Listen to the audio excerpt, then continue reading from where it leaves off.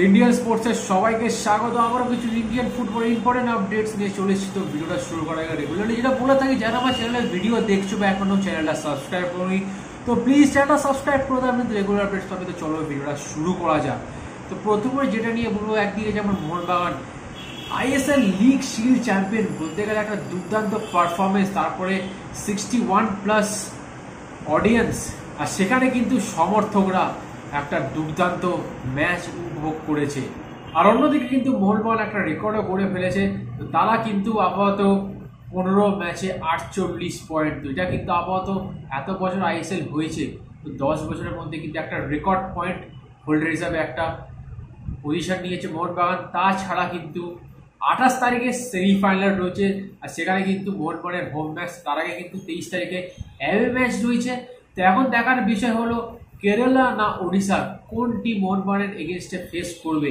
আর এখানে কিন্তু মোহনবাগান ম্যানেজমেন্টের তরফ থেকে একটা আপডেটও দেওয়া হয়েছে। তারা কিন্তু 61+ সাপোর্টার্স, মানে 61,000+ সাপোর্টার্স চাইছে। আর সেখানে কিন্তু টিকিট ছাড়া হবে 62,000। আর অপরদিকে কিন্তু অলরেডি অনলাইন টিকিট বুকিং শুরু হয়ে গিয়েছে। তো এবার কিন্তু অনেকে জিজ্ঞাসা করবে যে অফলাইন টিকিট বুকিং কবে থেকে হবে। সেটা কিন্তু হবে 23শে এপ্রিল থেকে। এটা কিন্তু একটা দুর্দান্ত সেমিফাইনাল হবে, কারণ এখানে কিন্তু মোহনবাগান ম্যানেজমেন্ট বা কোচ বা মোহনবাগান সমর্থকরা নিশ্চয়ই চাইছে যে একদিকে যেমন তারা লিগ শিল্ড জিতেছে, অপরদিকে কিন্তু ট্রফিটাও কিন্তু তারা ঘরে তুলতে চাইছে, আর তুলে কিন্তু একটা বড় রেকর্ড করতে চাইছে। তো দেখা যাক কি হয়। আর অন্যদিকে কিন্তু 28 তারিখের ম্যাচের জন্য, মানে 23 আর 28 এপ্রিলের যে ম্যাচ হয়েছে মোহনবাগানের সেমিফাইনাল, সেই ম্যাচে কিন্তু একটা বিদেশি প্লেয়ার বাদ চলে যাচ্ছে। তো তিনি কিন্তু হ্যামিলটন রেড কার্ড খাওয়ার জন্য কিন্তু আপাতত তিনি খেলতে পারবেন না। মুম্বাই সিটি এফসি আর এফসি গোয়া কিন্তু খেলতে চলেছে সাব ক্লাব চ্যাম্পিয়নশিপ 2024। তো দেখার বিষয় হলো কে এই ট্রফিটা জেতে।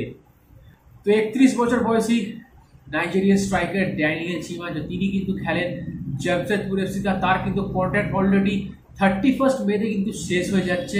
আর তাকে কিন্তু কনফার্ম করিয়ে নিল ওয়েন কোলের টিম চেন্নাইয়ান এফসি। সুতরাং কিন্তু আসছে বছর দিয়ে কিন্তু আমরা তাকে চেন্নাইয়ের জার্সি পরে দেখতে পাবো। আর অন্যদিকে কিন্তু 28 বছর বয়সী সেন্টার ফরওয়ার্ড রবসন রবিনো, একে নিয়ে কিন্তু আমি তোমাদের একটা আপডেটও দিয়েছিলাম। তো তাকে কিন্তু এই ব্রাজিলিয়ান প্লেয়ারটাকে কিন্তু ইস্টবেঙ্গল একটা ভালো অফার দিয়েছিল, বাট আপাতত কিন্তু এই প্লেয়ারটা কলকাতায় কোনো ক্লাবে আসছেন না।